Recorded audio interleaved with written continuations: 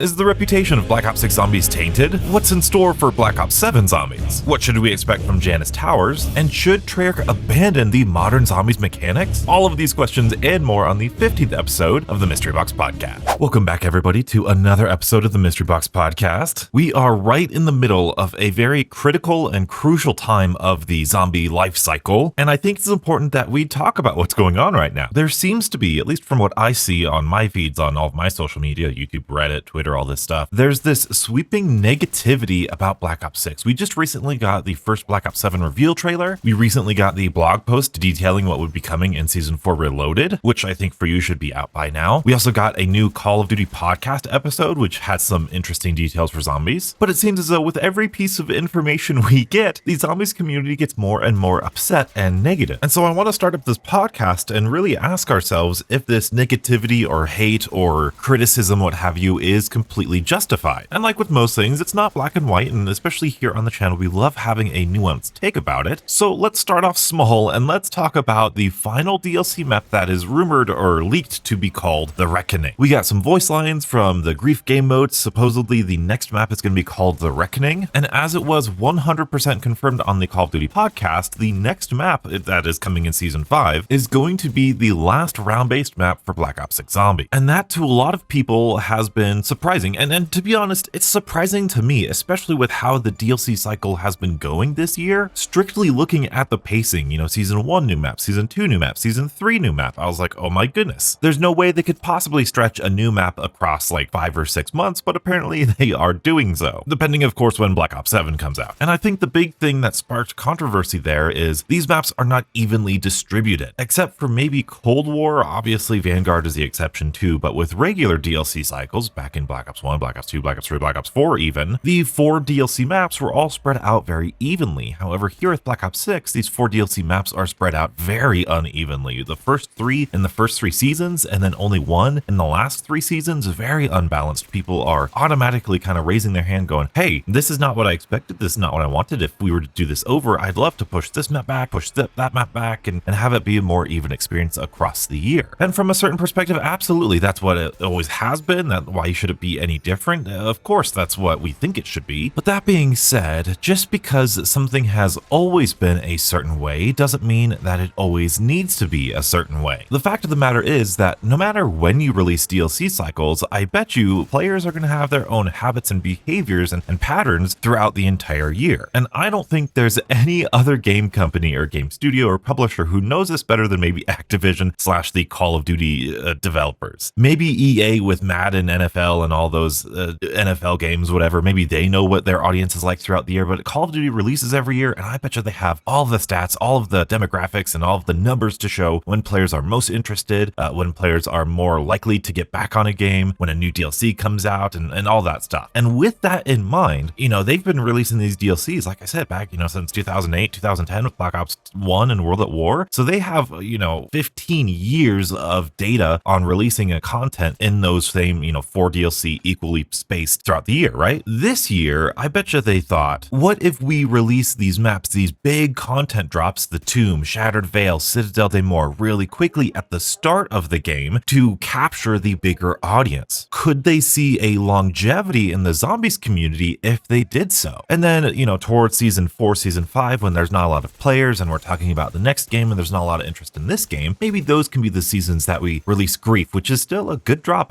We'll talk about that later. Grief is an amazing drop for a whole season, at least I believe so. But then you can take your time in those later seasons and, because your audience is already gone, they're not going to be there anyway, so why put a lot of time and effort into those sorts of things? I don't know. That's just my logic. I don't know if that's exactly what their thought was, but I can completely see that logic. Like, imagine as a content creator, because Treyarch and me and Infinity Ward and myself, we are all content creators. Can you imagine if like the Shattered Veil came out, right? And the first day I do my map playthrough, and then I wait a whole week, and that's when I do my Easter egg. And actually, it does take me about a week to make sure all the steps are correct. So a week after I do my Easter egg steps, but then I wait another week to do the wonder weapons, and then I wait another week to do all the side quests, and then another week for the boss fight tips and tricks video. And I've spread out that content across an entire month. And then there's directed mode after that month. Okay, now we're going to direct mode. So now I've stretched out my content over those first 4 weeks, as opposed to what normally happens is a map comes out and then everybody rushes all 4 of those types of videos within the first week or so. The reason that all of us YouTubers rush out that content within the first week is because, well, that's when people are most interested in that type of video. That just makes sense. That's human nature. That's nothing manipulative. That's nothing negative. It's just, hey, this new thing is out. Let me make content on this new thing in the most relevant way that we can. If we were to do what I said before and stretch it out throughout all of those weeks, well, this other video might get your attention. This other content creator might get your attention. You might get distracted. You might not be as interested in the map 5 weeks later for the boss fight tips and tricks than you were the first or second week it came out. And so Call of Duty, well, specifically Zombies, doing this thing with the zombie maps, in my eyes, is no different. The content is really high. The retention is really good all throughout the first 3 seasons. And then after that, it kind of fades away, or 2.5 seasons, or whatever their stats may see. So I don't really see any problem with front loading all of this content, because that's when most of the people are interested in it anyway. Now, of course, that's just a theory, and whether or not that's a successful strategy or not, I guess we'll see with how they do future titles, or maybe they were just extra ready with these sets of maps that they decided to front load it like this. I don't exactly know, but if that was their logic, I completely see why. And I mentioned this in a previous video a while ago. If you were to tell me, you know, back before Black Ops 6 came out, we were all, I was very worried about the amount of zombie maps that we were getting, because people were saying, Outbreak's awesome, we want Outbreak back, we want this back, we want that back. And I was like, let's just do round base this year, right? Let's focus on round base. So I was worried that we might get like a Cold War type of year where we only have 4 zombie maps and for the whole year, which is not good. That is very not healthy. The base standard since Black Ops 1 has been 6 zombie maps, and that's exactly what we've gotten this year. 2 base maps, 4 DLCs. It's very standard. It's very good, and I think they've done a great job in terms of the quantity of stuff. And if you were to tell that before Black Ops 6 version of Donuts exactly what we would be getting, you're going to get 1 new zombie map for the first 3 seasons, then they're going to reintroduce Grief, but bigger and better than before it was in Black Ops 2, and then season 5 you'll get the last zombie map, and then season 6 you might get like a new perk or field upgrade, or I don't even know if we'll get anything. But even if we got nothing for that season 6, it would be close enough to Black Ops 7, a brand new zombies game, that it kind of made up for it. In fact, that's exactly what happened with Modern Warfare 3 Zombies last year. We got a new Dark Ether in season 1, 2, and 3, and then we got the Unstable Rift, which is kind of a side thing, and we could get into that if we want to. But then season 5 we got the final Unstable, or the final Dark Ether Rift, and then season 6 we didn't really get anything. So it kind of parallels that sort of release schedule for Modern Warfare Zombies here in Black Ops 6, so it makes perfect sense to me, and I think it worked out pretty darn well. And the reason I say that is because back in Black Ops 4 was the first like seasonal content type of game instead of 4 traditional DLC drops like they did. That was the first game they really tried the seasonal content, except we didn't really have any idea, at least back in the day. I don't know if we did or not. I don't remember anybody knowing when a season was ending or beginning. We didn't have a lot of history. There wasn't a lot of precedent. So it was kind of like, is the next zombie map coming with the next season? We don't really know. Same thing in Cold War. Is the next zombie map coming next season? No. Next season, MZC likes to point out, because it's true, they were highlighting pieces of intel on the roadmap for zombies and these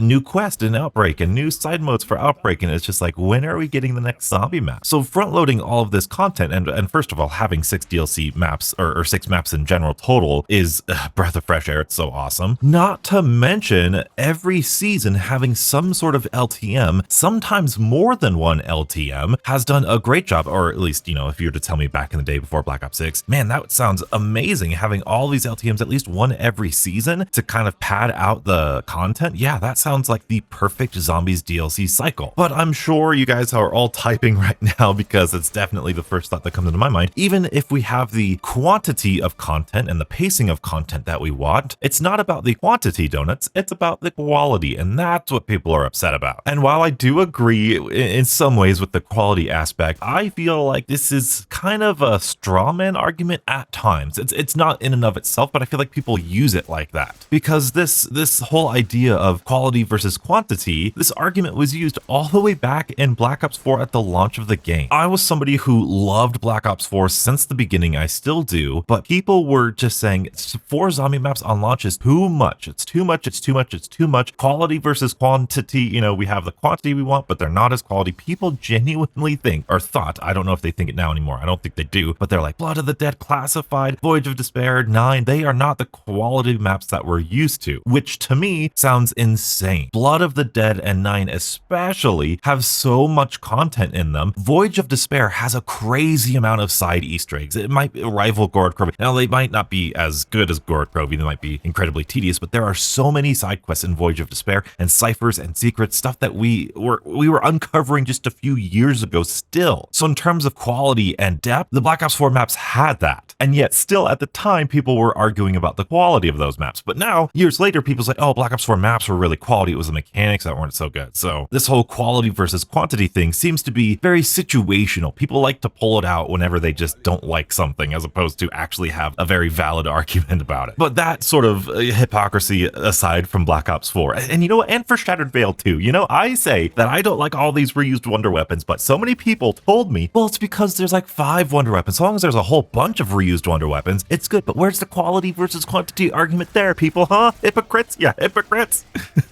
But that argument aside, clearly the one map that everybody points to once we learned that the Reckoning would be the last map, we would only be getting 4 DLC maps, everybody just turned to their attention to the Tomb. The Tomb got a brand new wave of hate over the last few days, weeks, whatever you want to call it, and man, oh man, it's rough. And you know what? I do hear those criticisms, and I do agree that it feels very weird. We really haven't seen the Tomb's style of map in a DLC lately. You look at Black Ops 3, you got Der Eisendrache, Zetsubo, Gorod, Revelations. Even though Revelations is fairly simple compared to the other maps, it still has a whole lot of depth in its narrative and side quests and hat system and all that stuff. Black Ops 4 has Dead of the Night, Ancient Evil, 2 incredible maps with a lot of depth. Alpha Omega, Tag Der Toten, they don't have as much good quality stuff in my opinion, but they're still complex Blundell-esque maps. And even in Cold War, Firebase C, Mauer Der Toten, and even the Forsaken are a little bit bigger and have a little bit more complexity,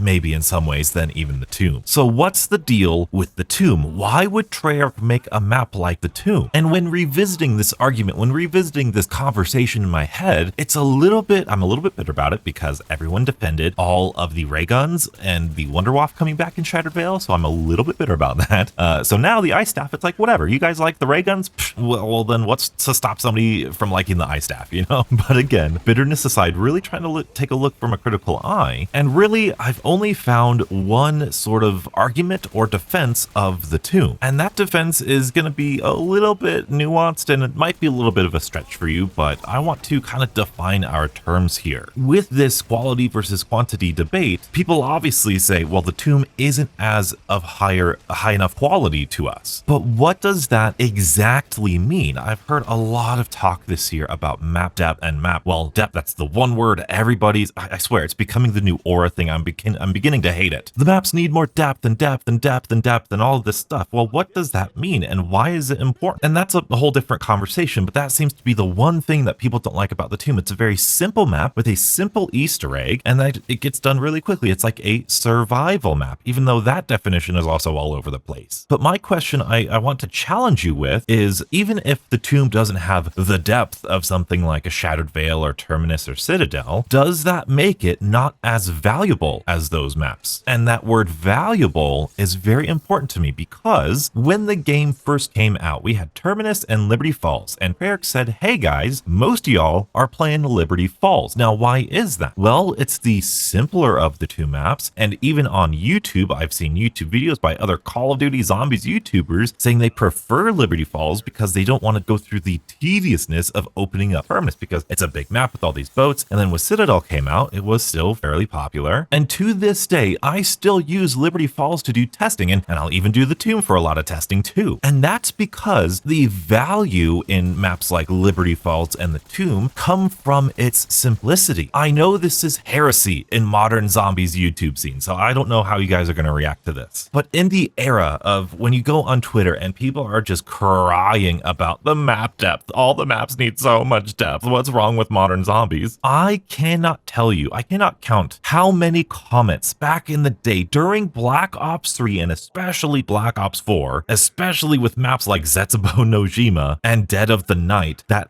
so many comments saying, I wish there was a simpler map. I just want to jump on a game, open up, flip a power switch and get Pack-a-Punch and just shoot zombies. That was the number one criticism of Black Ops 3 and Black Ops 4, that I have to do an Easter egg in order to turn on power and Pack-a-Punch. And again, we don't have the stats. We don't have the player retention numbers of all the different maps during World at War all the way through Black Ops 6. We just don't have it. We know a little bit of insight from the things that they tell us. Like we said, they said that Liberty Falls was played twice twice as much as Terminus was, so we can kind of extrapolate from there. But just yesterday, I saw a Reddit thread talking about how, hey, I stopped playing zombies after Black Ops 2 because Black Ops 3 and Black Ops 4 were just so complicated. I love the Tomb. It's one of my favorite maps of all time. And my ultimate point is that there is a community, a rather large, and even if they're not super vocal community, it's probably a big community. I would argue maybe even the majority of zombie players just casually playing the mode, when they get on zombies, they just want to go into a map, open up a door, get Pack-a-Punch, and kill zombies. Now, of course, I'm not saying those are the only players that we need to cater to, or that we shouldn't have any maps like Origins or Shadows of Evil or Mob of the Dead where those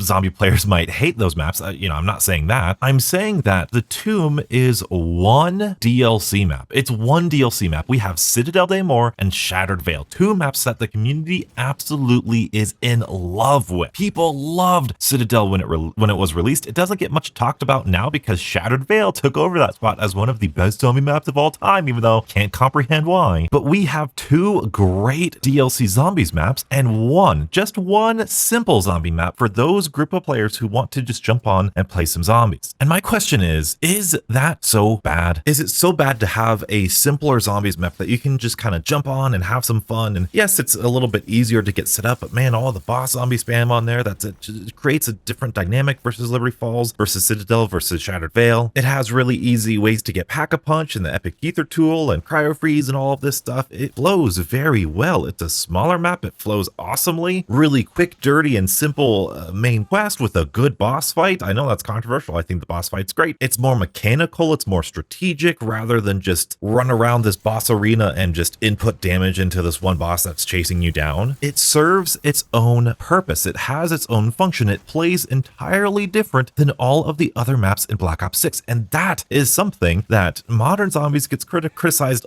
quite a bit for. But the Tomb fundamentally makes you or encourages you to play differently, to use the map's Easter eggs to get ahead of the curve and to skip these progressions. And then the boss fight plays so differently than any of the other. In fact, many of the main quests play different from one another. I think they've hit it out of the park with the main quests this year. But unfortunately, I think for a lot of people, and this is the way a lot of media or art is kind of looked at nowadays, whether it's movies, music, whatever it may be, people have this very linear scale of ranking. And, maybe it's the tier lists, maybe it's all the YouTuber like ranking this from best to worst, from worst to best, whatever list that's just in our brain that we're always thinking about things like this. But I recently put out a tweet, and I wholeheartedly believe this. There is no such thing as the best zombie map. Now, of course, it's always fun to have those videos, ranking stuff from worst to best and tier lists and everything, because it's fun to do. It really is to kind of put things into places and to really explore why you like stuff or why you don't like stuff. But ultimately, at my core, I don't believe that there is such a thing as a best zombie map. And I don't think that the developers should be striving to make the best zombie map ever made. The best zombie map to me is the map that sets out to do something and does it well. We have zombie maps. The zombies game mode is such a malleable experience. We have a game set in World War II, and it's this dark and gritty and scary, terrifying experience. And the very year before that, the 1 year previous to that, we had a zombie map set in this 80s arcade, and it was so lighthearted. It had clowns, it had ray guns, it was so silly. And then the year after, World War II zombies, we had Black Ops 4 zombies, which was much more adventurous and a much more casual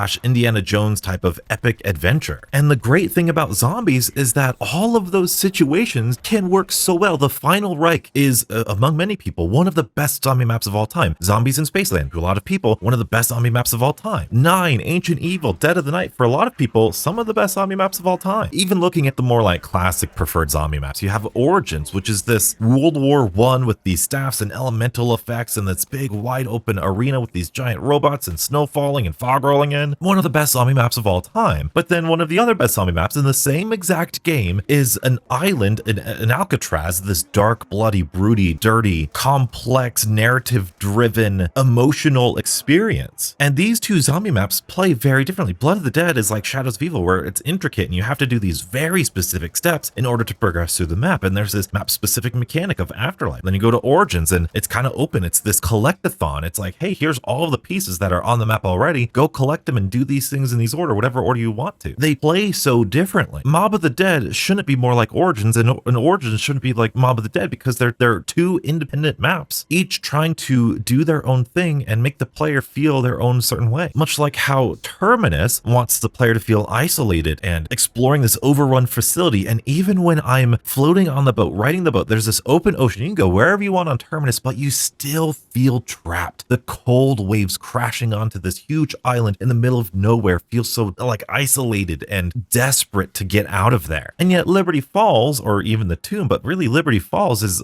by contrast in this city, this populated world that you and I both know that like, wow, this is where we could have lived growing up back in the 90s, whatever, if you guys are that old. And it's day one of the zombie apocalypse. And wow, these things are meant to make you feel different. And then on a meta level, there's Terminus for the more hardcore players who want to do these in-depth map quests and stuff. And there's lots of in-depth in the side quests there. And they got Liberty Falls, just jump in, open some doors, there's Pack-a-Punch, just have a good time. These two maps do a phenomenal job of serving different purposes and providing different value to players. Yes, I think, most of us listening to this podcast would put Terminus over Liberty Falls, but I myself, when I'm just casually playing, I think I would rather play Liberty Falls in a quick 40-minute game than Terminus. But if I were stranded on a deserted island, ironically, I'd get Terminus because that has more quality and value in the longevity of this. There's different values in all of these different aspects of the zombie mess, and to simplify the Tomb as the simple casual map for camo grinders and for this, it just does such a disservice to what these games and these maps could potentially be. Especially, and here's the big twist that I got for you, especially when we talk about classic zombies. Like I said, everybody's always talking about there needs to be more map complexity. I myself have said I want some more map complexity. I want more map uniqueness. I want more map depth and all that sort of good stuff. But also, let's not pretend that zombie maps always had that level of depth and complexity like they did in Black Ops 3 and Black Ops 4, because that's just not true. Because when you look at maps like, I don't know, any map up until Black Ops 2, like when you look at Black Ops 1, Kino, 5, Ascension, Shangri-La, Moon, Call of the Dead, there really isn't all that much depth in the maps. All of those maps, all of the Black Ops 1 maps force you to get the Wonder Weapon out of the mystery box. Except for Call of the Dead, there's a side quest you can get the Wonder off after completing the main quest and all that. I mean, Kino and 5 don't even have main quests, and the main quests in those older maps are, well, they're the first main quest ever, so they're finding their footing. And so when you compare a map like Liberty Falls up against those simpler maps back in the Black Ops 1, and even, I guess we can maybe group Die Rise in there. I don't know, Black Ops 2 maps have some good amount of depth, and Nuketown, I guess, maybe. In my eyes,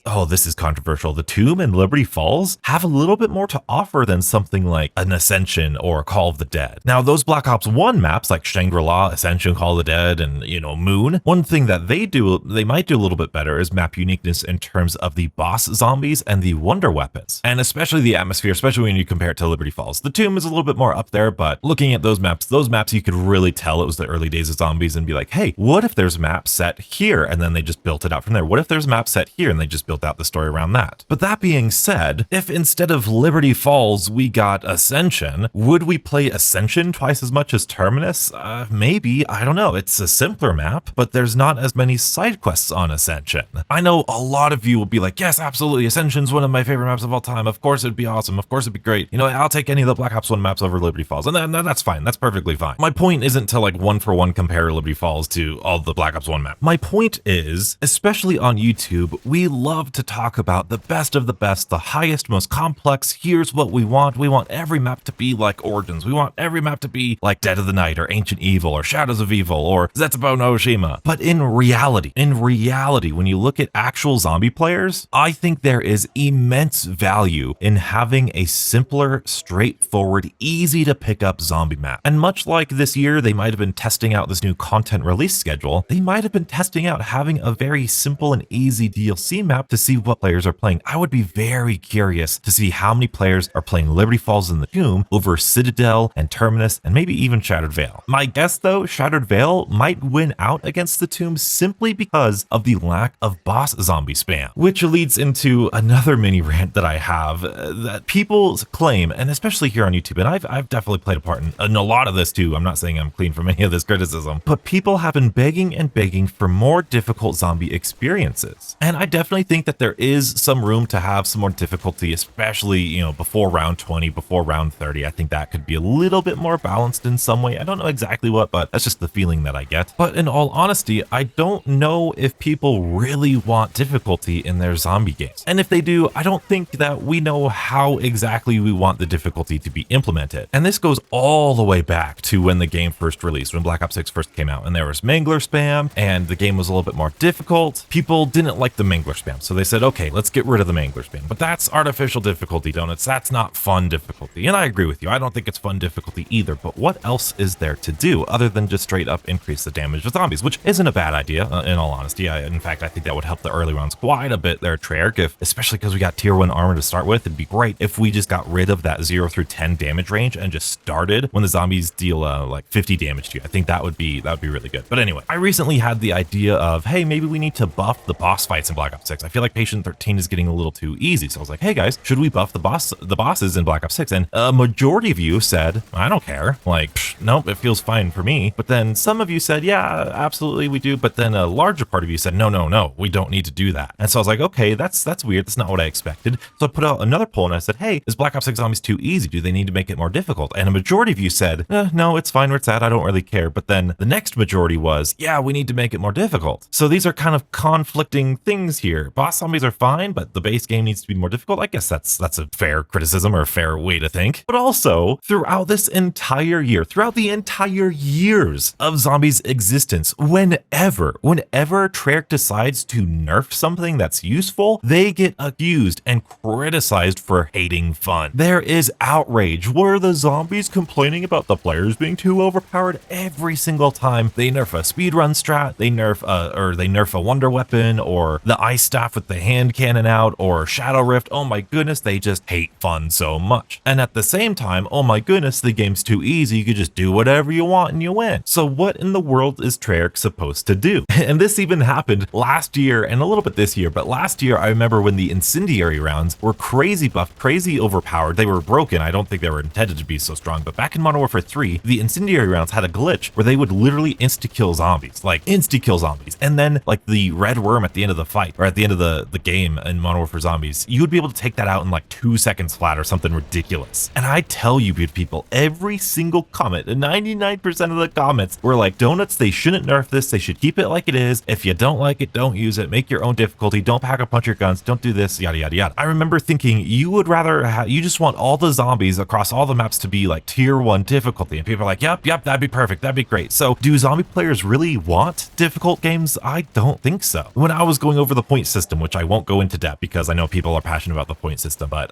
I said, all right, I gave examples of how the point system's fine in Black Ops 6 Zombies, and a lot of the final comments were, okay, Donuts, what happens if you ultimately bleed out and lose all of your things? Now you're left with no points. In the old point system, you would have so many points that when you went down or bled out, you'd be perfectly fine and you could get back up. And again, there's a weird example of how, hey, we want the old point system back because, oh, I can farm the points from the zombies with this weak gun and I can get all of these points, so I'm set up really easily. So again, if we all prefer the easy thing, why are we mad when the game's easy, when all we're asking for them is to make the game easier? They make the game easier, and then when we complain that it's so hard, I'm just confused. There seems to be this thought that Black Ops 6's reputation is kind of being tarnished, with the Tomb being an official DLC map, and oh my goodness, this and that, like this is Cold War Year 2, and all of this is kind of culminating in, well, why I'm making this podcast, because I feel like I'm being gaslit this year. And it's probably because, this is one of the years that, my channel's grown quite a bit. Thank you all beautiful people. It's so amazing to be in the position I'm at. But maybe I'm able to hear more voices, and it's just so confusing to me because throughout the past 4 years since Cold War, we were asking for Cold War mechanics with, more in-depth maps, Black Ops 3 maps, whatever, on this modern engine. And that's almost exactly what we got. And it's really good for me. And yet people are just trying to find all of these negatives. And I'm really confused because Terminus was very well received at launch. Liberty Falls, people came around to Liberty Falls, believe it or not. Citadel was released. People loved Citadel. We were flying high. When multiplayer and Warzone were hemorrhaging players and there was so much negativity, I don't think Call of Duty's ever been in a worse situation. People were like, but at least Zombies is good. But man, Zombies is carrying Black Ops 6. And we all agree, Tomb came out, oh my goodness, okay, it's a little bit split. It wasn't overall negative, but it was a big divide in the community. And then Shattered Veil came out and oh my goodness, Double Tap's back. We got a good map. We got finally a dinosaur boss fight and everyone was flying high. And then Season 4, we get hit with Grief, a mode that we've been wanting for over a decade. This should be like if you told me this would be happening before Black Ops, I'd be like, dude, this is the best year of Zombies ever. And yet we're right in the middle of it and everybody seems to be complaining for some reason. And while there is 1000% reasons that this game could be better or things that we wish could happen that aren't aren't happening. I have my own qualms with the game. You know, the intro cutscenes have been especially underwhelming and really frustrating for me. There's some gameplay balances that I would love to see. There's some more map uniqueness and some more map progression that I would love to see, of course, but taking a step back and doing my due diligence and being logical and really judging this game for what it is, it's pretty darn good. It is in a bit of a fragile state right now, and a lot of how I look at Black Ops 6 is going to depend on how this final map, The Reckoning, is going to be. If The Reckoning has a unique wonder weapon with a unique boss zombie in a unique area, I'm hoping The Reckoning is going to take place at night. You know, Liberty Falls is in the morning, and then Shattered Vale's a little bit later in the day, and then, you know, Janus Towers or The Reckoning is going to be at night, and it's really atmospheric, and then we go in the Dark Ether, and it's this brand new area with a brand new, you know, map. Apparently Grapple Hook might be coming back. If it has those unique aspects, well, then we're going to have like The Reckoning, Citadel, and Terminus, and I guess Shattered Vale as like quote unquote good deep maps, and then we have Liberty Falls and the Tomb as really simple, solid kind of popcorn maps. And then we have Grief, which is a permanent mode in there. In terms of what the content is, if that happens, that's going to be pretty darn good. That's going to leave a good legacy for Black Ops 6. Now, if The Reckoning is yet another daytime map with not a lot of atmosphere, like personally, I don't think Shattered Vale has the best atmosphere. I think it's pretty tame. Liberty Falls, I think we all agree, doesn't have the best atmosphere. And if The Reckoning has, once again, reused bosses and reused wonder weapons, I think that will be the stain on Black Ops 6, because I will not be able to think about Black Ops 6 and think of, oh my goodness, all of this cool, new, unique stuff. I'm going to think, oh wow, that was a good baseline mechanical game. Like, I love the augments and the movement and all this stuff, but I wish the maps had more unique wonder weapons. I wish they had more unique boss zombies, because there really wasn't nothing of value to me with those maps if they reused bosses and wonder weapons again for The Reckoning. And I'm in the lucky circumstance that I can spend way too much time thinking about this stuff. I mean, I think about this stuff way more than is probably healthy, but when I go back to play, you know, I recently went back and played Black Ops 3 till round 50, you know, I went back and I played Cold War a little bit to get some Shadow Blast footage, and man, Black Ops 6 is such a smooth game. It is so well refined. It feels super polished to me. I know it's been really a buggy mess this year too, but just moving and training in this game is far and above anything that we've had so far in Zombies. It is the single best movement system we've had in Zombies. I know people kind of just out of nowhere, again, it feels like I'm being gaslit. Like, people all of a sudden don't like tack sprinting. They don't like omni movement. Like, what? Like, these things help with super sprinters. If you don't like super sprinters, you should love omni movement. I was getting super sprinters in Cold War, and it was terrible. It was terrifying. I was like, oh my goodness, I gotta keep running away from this thing. I have no time. But here with PhD, when I'm sliding backwards, it helps so much with super sprinters. It's so good. Now, I still wish super sprinters were like a tad bit slower, but man, it just feels so nice. And the augment system, again, out of nowhere, people are like, Cold War did it better with the tier system. And oh my goodness, it was better because, you know, perks actually felt powerful back then. The tier system actually felt powerful. And again, we have an example of the community during Cold War. Oh my goodness, all of these tiers made you so overpowered. It was too much. It was too much power. That's what I preached. So when the augment system came out, I was like, this is genius. Not only do we get a little bit more balance where you're not the super soldier, the super powerful, overpowered thing, but now you got some really cool augment combinations. You've got augment combinations that go into field upgrades, that go into attachments, that go into all these things. It's awesome. And yet people go back to Cold War and just like, oh, well, I can just ring of fire everything and kill everything all at once. And that's what I want to do. That's a good Zombies game to me. And it's like, what? I thought we were complaining about the difficulty being too easy. And going back and revisiting these games, it really gives you an appreciation for what Black Ops 6 Zombies does. The weapon balance, although not perfect, is so much better than it was in Cold War. And especially, you know, the classic Zombies, Black Ops 3 and before, because those, you know, weapons didn't do anything. The field upgrades being a little bit more tame. I mentioned Ring of Fire. Ring of Fire, you get back in like 30 to 40 kills. Meanwhile, here in Black Ops 6, like Frost Blast came out at like 120 kills or something like that. You know, so much more. You have to earn your field upgrades, and the field upgrades, because of the augment system rather than the crystal system, they're a little bit more, not weaker, but weaker. They're a little bit more specialized. You have to know when to use them, unless you're using Ether Shroud. But if you are using Ether Shroud, I feel like that's pretty boring. That's the defense. I love using Dark Flare, and I'm getting into Energy Mine a little bit more. Energy Mine has some fun augments. I want to do that review sometime soon. And you know what? I am starting to legitimately fall in love with Shatter Blast. Like, putting on the cluster bombs and the explosive range, the bigger range. Like, dude, that thing is Cold War levels of killing zombies. It's really fun. Still needs a buff. The base version, totally crap, totally horrible. It needs a buff. Why does it not kill zombies in its base version? But man, you can get it to be that strong. That combination of augments is pretty fun. And I know it seems random, but I remember in Cold War, we were begging, like, we want zombie specific kill streaks. They brought back the RCXD 50, zombified a little bit with the ether crystal, which is good. But then the mutant injection, like I recently watched the reveal trailer for Terminus again, and that mutant injection was so hype, it's so cool. I think the coolness factor has sort of whittled down a little bit as it's become the de facto, like, oh, this thing sucks in high rounds. This is like a pillar of why modern zombies sucks. But I think we've lost that mysticism, that magic of it being a really freaking cool kill streak. Like, it's so cool. I know it can be balanced, it can be rebalanced. It's a cheap get out jail free card, very easy to do whenever, but still, I don't think it gets the recognition it deserves in the coolness factor and the fact that they designed this brand new kill streak just for zombies. And of course, everybody, and to this day, I think we would all agree, we would love to be the amalgam. We'd love to be a doppelgast or a mimic or something like that. That would be so cool. And the maps, when you compare them to what we got in Cold War, oh, they are far and away,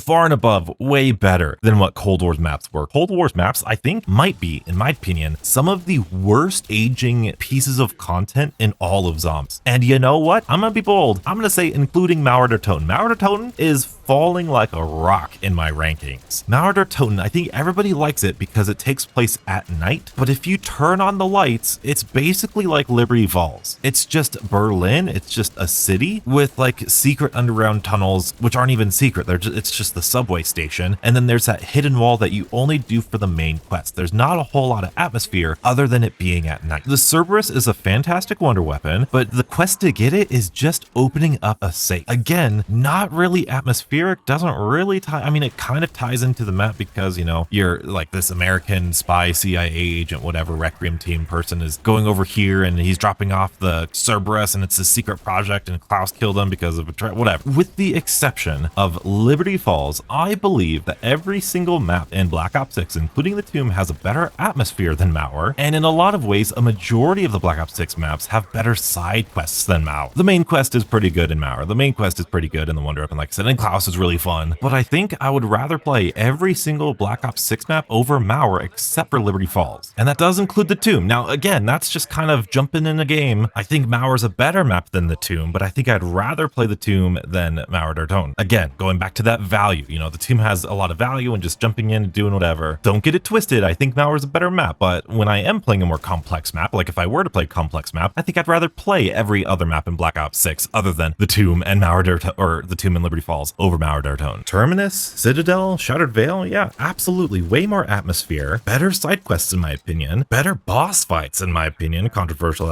as that may be. And also I think Black Ops 6 has less boss zombie spam than Mauer der Toten does. Mauer der Toten, if you don't know, you have the Disciples, the Manglers, the Krosny Soldats, and the Tormentors that are all mid-game. I guess it depends if you're counting Vermin and Parasites, so I guess, you know, that's neither here nor there. But my point being, the period that we're in right now, and I don't blame the community for being so negative. The point that I'm trying to make to you is, if you're paying attention to this, is that this is how the community always is. And I've seen people kind of, whether it's revisionist or delusional or people are just gaslighting me, people claim that no, people loved Black Ops 3 throughout the entire year. We were all always positive about the game. People loved Black Ops 4 throughout the entire year. People were always positive about the game. People know Cold War had Outbreak, and oh my goodness, it was so fun to have the Outbreak stuff. And then we got Mauer der Toten 2, and it was just amazing. That's not how it was. I'm telling you straight up, that's not how it was. The wait between Zetsubo Noshima and Gorod Krovi nearly broke the Zombies community. It was tough. It was so terrible of a wait. People hated Zetsubo. People hated it. It was on worst maps of all times. Same thing with Revelations. It was on the top 5 worst zombie maps of all time. Zetsubo, Revelations, oh my goodness. People did not like Black Ops 3 until Zombies Chronicle. I've said this before in previous podcasts, and I've pulled up the actual videos of, you know, ranking videos back in the day, but people really, and to this day, you'll get people like raising their hands going, I agree with this. People really think Black Ops 1 and Black Ops 2 far better games than Black Ops 3. Even on my recent Black Ops 3 video, you know, I said I'm, you know, classic versus modern zombies. People were laughing because they're like, you think Black Ops 3 is classic? Well, you know, yada, yada, yada. And it is. It's the culmination of the classic zombies mechanics. But there's a huge group of people who fell off because of Black Ops 3. There's a huge group of people who like the simplicity of Black Ops 1 and Black Ops 2. And so during Black Ops 3, there was this huge spike in negativity, and it was horrible horrible wait for Gorod. Revelations, we almost tore ourselves apart because of, oh my goodness, the story sucks. That's the ending. There's got to be an alternate ending. Nope, that's just the ending. Black Ops 4, obviously a tough point, especially after Alpha Omega, or in between Ancient Eva and Alpha Omega, and then after Alpha Omega, and then we won't talk about what happened after Tag der Toten. That's probably the darkest part in Zombies history, is the release and aftermath of Tag der Toten. It's a good map. It's a solid map. People liked it, but just the vibes were off in the community. People were a little sad, and not the good sad like JC Backfire sad. They were sad in a different way.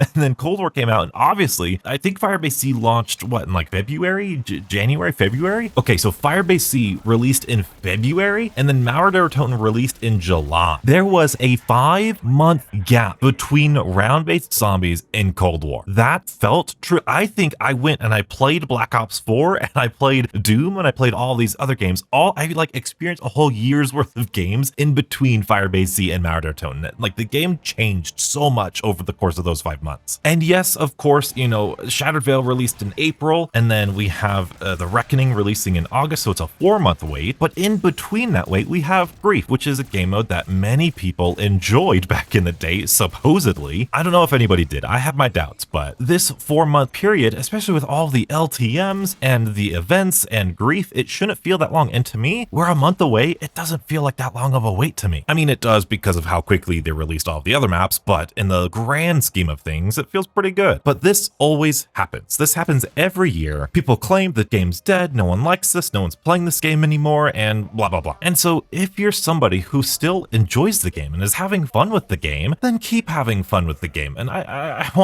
feel like I needed this podcast, beautiful people. I needed to get this off my chest. I've been holding in these feelings for too long. I need to have these more frequent, because, you know, throughout the years on YouTube, I've seen a lot of people use the Steam charts to kind of emphasize their point of a game either being dead or alive. You know, Battlefront 2, which is a game that I've been playing Battlefront 2 for months now, you know, way before everyone went back to it. Pushes up my glasses. But in those videos, you know, they'll show you the Steam charts. Oh my goodness, so many people are playing this game. And then, you know, especially back in January, February, when everyone was criticizing Warzone and Black Ops 6, and oh my goodness, this is the worst Warzone's ever been, they would use the Steam charts and go, oh my goodness, look at the Steam charts, no one's playing this game. And that seems to be very second nature to us here on YouTube. Like, that's just something that people do to emphasize their point. But also, I want to, again, challenge that assumption. I want you to open your minds here and think, who cares, right? Like, if like I said, I've been playing Battlefront 2 for months and months and months now. And I don't just mean like casually, I mean like every week there's like triple XP on Wednesdays, double XP on the weekends, and I will load up for like a half an hour to an hour and just grind out some of my guys. I'll get star cards, unlock the attachments, all that stuff, because it's double triple XP. And now that everybody's coming back to Battlefront 2 and everyone's playing the game, doesn't mean the game's getting better. No, the game is just as good as it was months ago when nobody was playing it, as it is now when everybody's playing it. Now it's great that people are playing it. It's like No Man's Sky, you know, people left No Man's Sky, but now it's a fantastic game. I've said this on the channel, long-time viewers will know this phrase. Just because a game is popular doesn't mean it's good, and just because a game isn't popular doesn't mean it's bad. This is something I think we all fundamentally agree with, but at the same time, people will then use Steam charts to justify, hey, this game's bad, here's proof. And I think those types of videos are a little bit self-serving in the sense of, if I'm frustrated with a game and I feel like my frustrations are valid, I might use the Steam charts and go, hey, I'm upset with the game because of this, this, and this. Here's a Steam chart that looks like it supports my theory, therefore I'm going to use it. And that's not inherently bad. I'm not like super criticizing these people or anything. I just kind of find it weird, because I think they're somewhat in the same vein as, or at least sometimes they can be, in the same vein as comments of like, this game's dead, no one's playing it. Like I'll make a video on something completely different, like, oh, these new pistols are buffed, or, you know, this new, you know, I spun the mystery box 1,000 times, and I'll get a comment, this game's dead, no one plays it. And it's like, who cares? Like, why are you commenting that? Like, what's so, like, why would you click on this video, see this title, see this thumbnail, click on the video and comment, this game's dead? What are you trying to get out of it? What are you trying to show by saying, hey, this game's dead? What are you trying to show by, hey, these Steam charts are going down or going up? I played Call of Duty Ghosts multiplayer throughout the entire year. I loved that multiplayer. And all throughout that entire year, I got comments all the time, this game's dead, no one plays this, no one plays this, why are you playing this? Because I find it fun, period. That's it. And guess what? That's all you need to do. I play Black Ops 6 Zombies because it's fun. I play The Tomb because I find it fun. I play Terminus because I find it fun. I play Black Ops 4 Zombies because I find it fun. And here's the magical thing that we can do as human beings. If you don't find find something fun, if you are frustrated with Black Ops 6 Zombies and you hate what it's done with the point system and these kill streaks and this dumb crafting table, and oh my goodness, what have they done to zombies? You have every right to be upset. You have your own thoughts and opinions. That's great. But if it upsets you that much, then it's probably best that you don't interact with it. And that's not coming from somebody, you know, saying, oh my goodness, if you don't like it, don't play it. Well, it kind of is, but not in that way. We can criticize all day long. There's a ton of criticism. I've thrown a ton of criticism at Black Ops 6, despite what some commenters might say. But there is a point. There's a point where you are so miserable or so sad or so disappointed that you might comment something like, oh, the developers don't have any more passion, or they don't care anymore, or this is slop, this is bad, how could you play this? If you're at that point, I think you have surpassed the line of criticism. You are no longer criticizing, you are now emotionally in a different state. A lot of people have a good metaphor of zombies or whatever game franchise that has changed over the years. They say it's like going to a restaurant. You know, you go to the restaurant for 8 years or something, and then they change ownership, they change the menu, they change the style of the restaurant, they change all of these things, and you don't like it. So of course, as a customer, it's your right to complain about it. Hey, you guys were better when you were doing this. Hey, I don't like this new menu. Hey, I don't like this new thing that you're doing with this restaurant. That is perfectly well within your rights to say. But also, imagine you were friends or even roommates with somebody who goes to the same restaurant for the past like 15 years, and every week or every day or every month goes to that restaurant and says, man, I don't like this restaurant. Man, I don't like this restaurant. Next week, I don't like this restaurant. Next week, hey, I went to this restaurant. I still don't like it. Next week, hey, I went to this restaurant. I still don't like it. As your friend, I would tell you, dude, stop going to that restaurant. You clearly don't like it. They're clearly not changing. It's not healthy for you to keep going back to that restaurant and trying to eat something. Yes, it's sad that the restaurants change. Yes, it's sad that it's not ever going to be the same thing again, but it's not healthy for you to keep going back to the same place. If every week a TV show that you loved releases an episode and it's just worse and worse and worse and worse, and every week you watch it and every week you hate it and you tell your friends you hate it, that your friends would be like, dude, stop watching the TV show. And I say this because this was 1000% me with the multiplayer of Call of Duty. I wanted to be a multiplayer guy. I wanted to be the next Woody's Gamertag. I wanted to be the next multiplayer. Here you go. I'm going to teach you how to get a Moab and break down this map and show you the skill streak. And that's exactly what I wanted to be. But I would get so angry and I would get so upset over multiplayer. And then I would get so upset with the decisions, and especially with the advanced movement Call of Duties. Not necessarily just the advanced movement, but Treyarch with their hit detection and their lag compensation. The specialists were big for me. Like, it's a no-skill multi-kill, those gravity spikes. Oh my goodness, they're so unbalanced. Last Stand, Dead Man's Hand, all of those things, terrible, terrible, terrible. And it's only when I stopped playing multiplayer where I actually got a lot happier. And get this, I stopped playing multiplayer, like for good, back in Black Ops 3, and I transitioned. I still wanted to play Call of Duty, so I was like, you know what? Let's actually figure out how to really play zombies. And that is exactly where I started to really get into zombies. I delved into zombies. I knew how to play zombies before. I played a little bit of Kino and 5 when Black Ops 1 was released with my friend, and then a little bit more with Black Ops 2 with my other friends, but Black Ops 3 is when I really became the zombies guy I am today. And it's all because I stopped going to the multiplayer restaurant because I knew nothing they were serving was going to satisfy me. And to this day, I still wish, even with Black Ops 6 and even with Modern Warfare 2, I really wanted to love Modern Warfare 2019 and Modern Warfare 2 2022. I really did. And Infinity Ward has such a way with their multiplayer, especially with their newer ones, that just speaks to me. I love the tactical military simulator type thing. I love their slower movement. I love the campiness of it. You guys would hate my multiplayer content, but like, I love what Infinity Ward does. I just wish they had Red Dots and Dead Silence. I just wish those two had that. That'd be so perfect. But to this day, and especially with skill-based matchmaking, again, that is not the type of service I want from that restaurant, so I'm not going to eat there. Sometimes I'll go in, sometimes I'll check. Every month or a couple weeks, I'll be like, oh, maybe if I go in with an open mind, I can accept what they're serving now. Nope, I'm upset, I'm mad, I don't like it, I feel like renting, I'm not going to do it anymore. And again, this is not to create like this barrier of like, you cannot criticize a game because if you don't like it, then just don't play it. That's not what I'm saying here. I'm saying if you get to a certain point where you fundamentally believe the developers do not have your best interest in mind, that might be time to step away. If I thought the developers didn't want to make a good game, I wouldn't be covering it. Why would you go to a restaurant where you don't believe the chefs are going to serve you the best food they can? You wouldn't. There's a group of people who think, oh, if I'm loud enough, if I'm obnoxious enough, that'll get Activision's attention, and then they'll have to change it. But unfortunately, that's not what makes Activision change things. That's not what makes them change things. What makes them change things is players not playing the games errors that they put out, whether it's them not engaging with events, whether it's them not being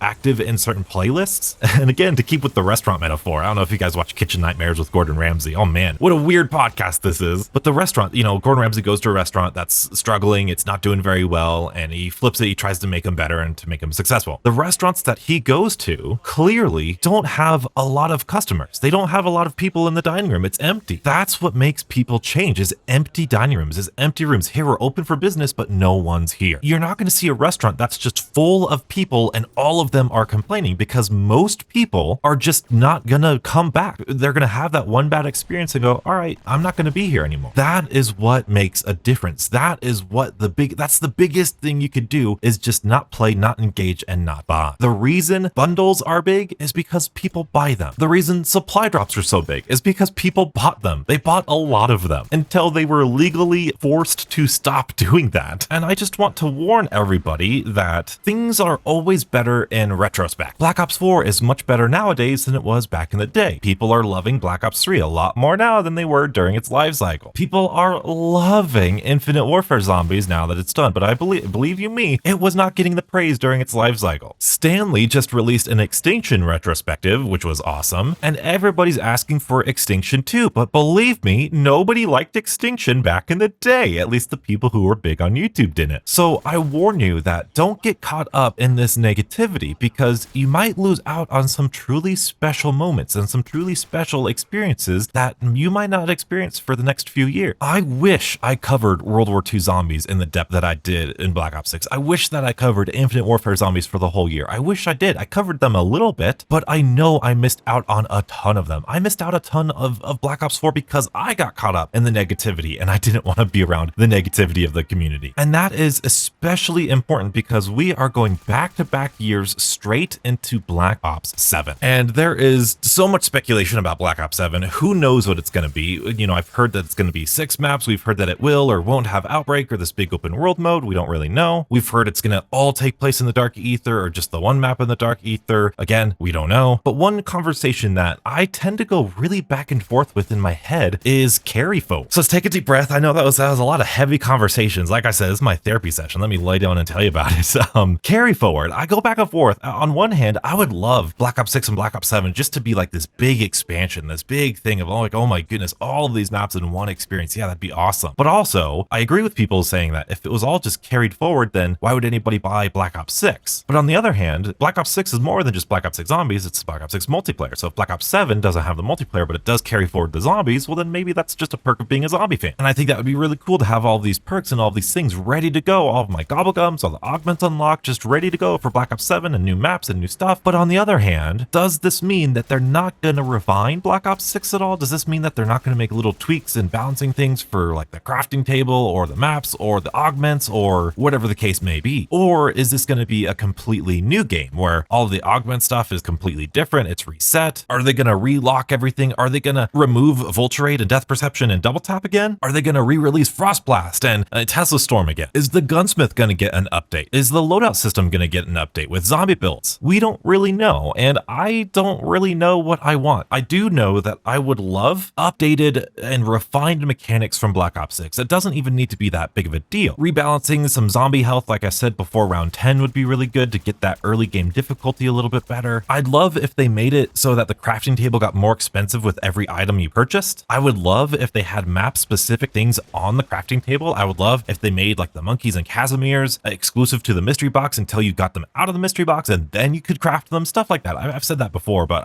I love that idea so much. I would love if they did little things like that. And as much as it would be kind of trolly to like lock all of the augments again and have us start at level 0 again, I do kind of like, that's one of my favorite things about a Call of Duty coming out, starting at level 0 and unlocking everything for the first time. And especially with Black Ops 6, something people do not talk about. The classic prestige system is like one of the best things about Black Ops 6. It was so refreshing. The rewards were fantastic. It felt good. It felt like XP actually mattered for the first time in like over a decade in Call of Duty. I know that's a little bit of hyperbole, but man, I love that classic prestige system. And if we were just our current level and our current stuff, it would feel like a new season of content rather than a brand new game. And like, I want to test out the augments again. I want to make those videos again, not just because they're popular and they do really well for me, but because that's like a whole new game. It's a whole new way it interacts interacts with the different maps and the different world of that new game. Like, it's fun and exciting exploring. That's why we love zombies. We love exploring and figuring out all these things. And if this new game comes out and we already know what all the perks do and all the augments do and all of these things do, then I think we're going to go into the Black Ops 7 life cycle with a lot less momentum than we started with Black Ops 6. So ultimately, I don't mind carry forward in terms of like maybe operators or weapons, but when it comes to perks and really specifically like augments, maybe those get reset. I know that's a little like scummy, like, you know, re-releasing perks and re-releasing stuff over the year, and I don't know how they would do that, but I don't know. I love that. Like, it's like a new car smell. It's like, it's a new Call of Duty year. You know, that's so fun. And maybe instead of resetting everything, maybe they did what Cold War did and they add like one new major and one new minor augment to every single perk, equipment, field upgrade, all that stuff. So that way it's technically new. There's new augments to everything, but you still don't lose what you had before. But now you're researching everything and now we're testing it all again. And even though there's just 2 instead of 6, maybe that's just enough for us. I don't know. And in terms of content, like I said, it was leaked to have 6 round-based maps, regular round-based maps, and there was going to be Outbreak, but now there's not going to be Outbreak. And my thoughts on that, and especially if you know me from Modern Warfare Zombies, you'll know that I'm a big defender of Modern Warfare Zombies. I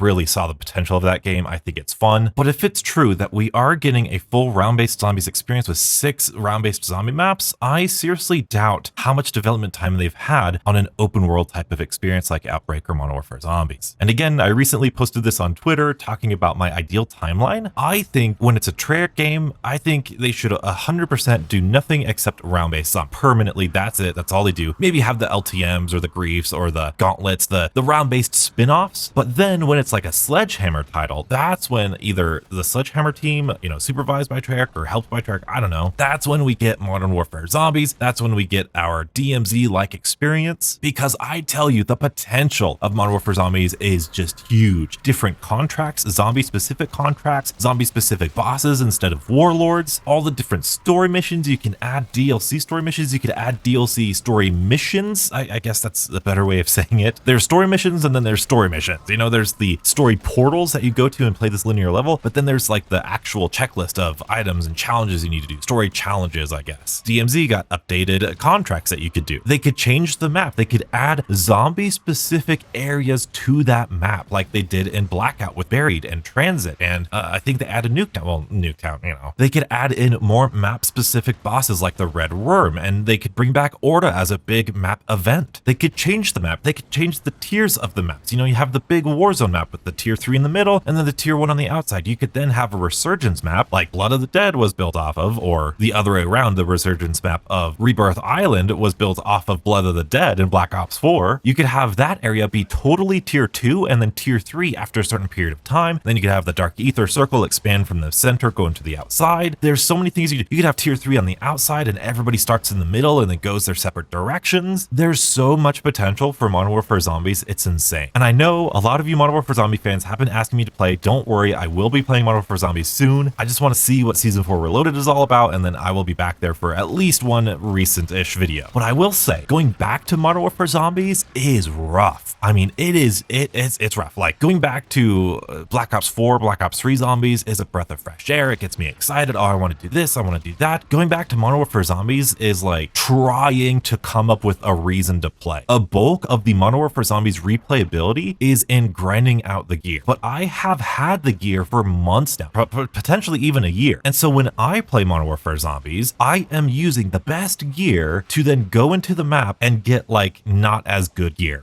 It needs some rebalancing, but I'm just personally, that's where I'm at with Modern Warfare Zombies. It's just nowhere. It doesn't shed a light to the replayability that round-based zombie maps give you. But I truly believe that there is so much potential, even in DMZ. If DMZ was just PvE only, that sort of extraction shooter is something that Call of Duty fits so well in. I really think on an off-Treyarch year, that could be so good. That could garner a whole big audience that is completely separate than the current zombie audience right now. It overlaps a little bit. There's a lot of people like myself who like both, but there's a lot of people who like DMZ, kind of burnt out with Warzone, want that PvE experience, but don't really like ground-based zombies, but they like the open map. And I just feel like there's an audience there that I don't even know if they knew was there. These mechanics work so well in that environment. I would love to have that dedicated to no round-based, no other thing other than that, because you're gonna need a lot of development time for all of the ideas you could do for Modern Warfare Zombies. So you get round-based 1 year, Modern Warfare Zombies another year, and then you get like DMZ with pure PvE 3E in 1 year with the Infinity Ward year. I don't know if they're going to do back-to-back Infinity Ward years. Who knows what they're going to do there, but that's 3 years right there. Maybe you have Onslaught throughout those 2 years with Treyarch just adding multiplayer maps in with Onslaught. I don't really know. It kind of felt like we were going to get that with Modern Warfare 3 with all those wacky maps they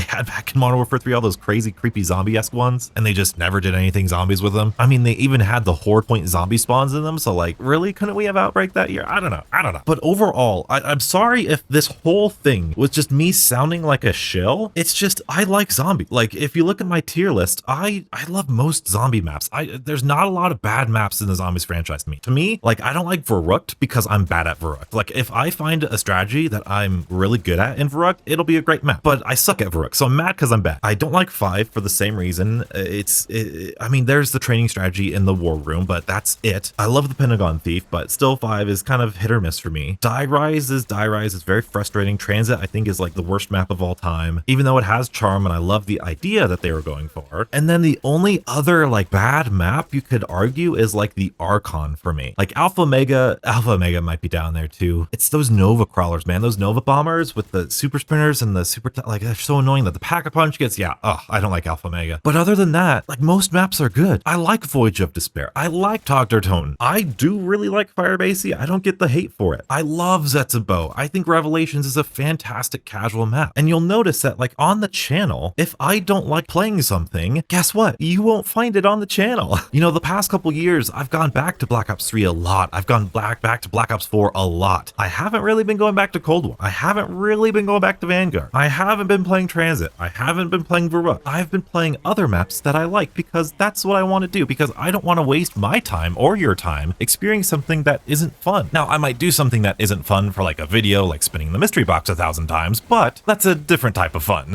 And I love doing what I do because it's just a video game. Like, there are so many more stressful jobs out there in the world. There's so many stressful things in the world out there. The reason I like doing this is because it doesn't matter, because it's just a dumb video game, because it's silly and fun. And yes, the video game matters a lot to people. It matters a lot to me, but if I'm not having fun with it, I'm not going to sit here in existential dread and go, oh my goodness, what am I going to do with my life? I can't do this or that. No, I enjoy things for what they are. And this is a fun video game. And I still think it's a fun video game. And I think it's crazy that people online will challenge you on your enjoyment of a video game. I think it's just crazy that people have to justify their enjoyment of a video game. I think that's just crazy. I think that's just silly. It's so foreign to me, especially with what I've seen over the years. Like, we've talked about this whole podcast. There are so many people that love this simple map that has value for them. People legitimately think the Tomb, Kino, Liberty Falls are the best maps of all time. And that's perfectly fair. That's valuable to them. I love the augment system. I loved the Black Ops 4 perk system. The Black Ops 4 perk system walked so the augment system could run. I love seeing how that interacts with the gameplay. That to me is 10 times more valuable in a game than the classic point system. The progression of my weapon, the progression of my health with the armor is so much more valuable to me, especially now in Black Ops 6 with the armor, like plating mechanics. It just feels so natural. I love how it's like resource management. That is so much more valuable to me than, you know, the gameplay feeling like zombies or Juggernaut being the final health upgrade you get, because that's the way it's always been. That's just not what I value. I value having fun and good game mechanics, and that's what Black Ops 6 has in spades, and what most of Zombies has in spades. Most of Zombies is fantastic, even with the more like secretive things like Zetsubo no Shima, where it's not exactly painted out for you. There are some fantastic ways that the developers push you into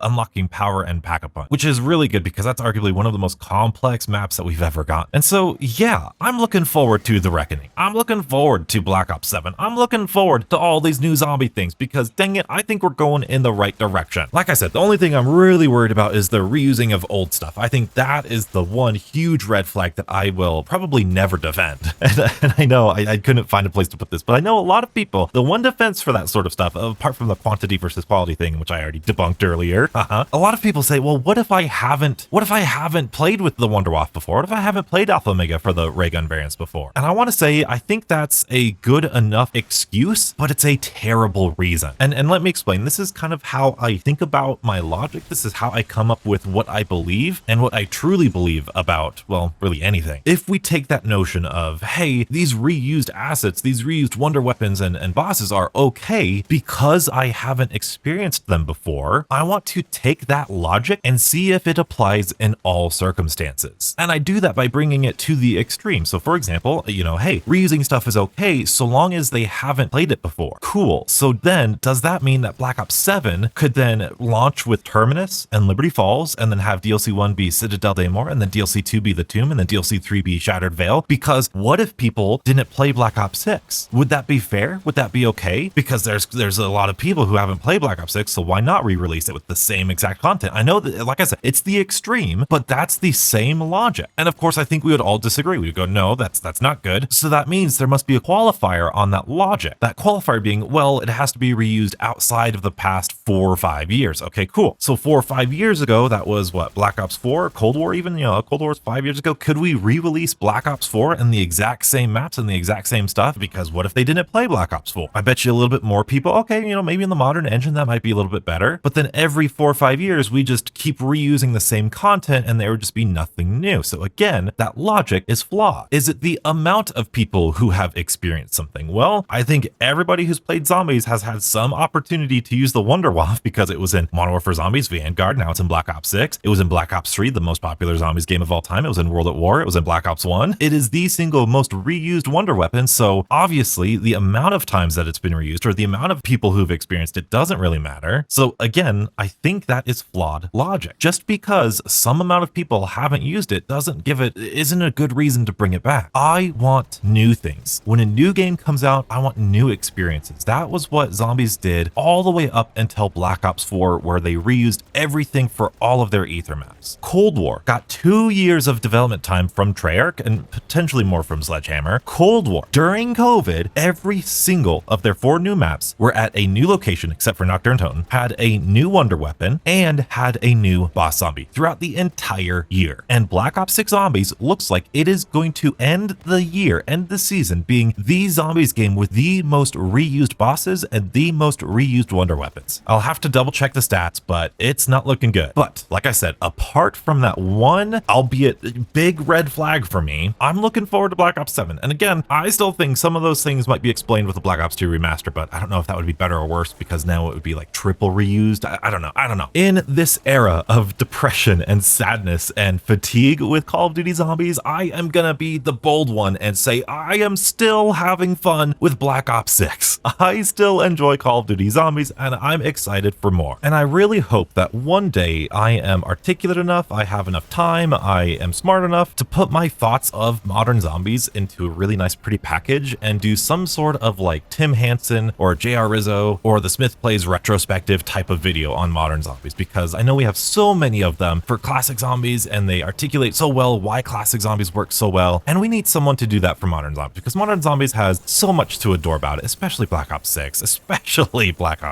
We need somebody to represent modern zombies in a good light that it deserves, while still being critical like I have been, but I think that's enough from my therapy session today. But if you do enjoy these long, kind of casual conversations, whether you're going to work, doing chores around the house, or just apparently trying to fall asleep like a lot of you do, be sure to check out my previous podcast talking all about Shattered Veil. And if you still think I'm a shill for Call of Duty, believe me, watch that podcast and I think you'll change your mind. Be sure to check it out here. And as always, stay beautiful.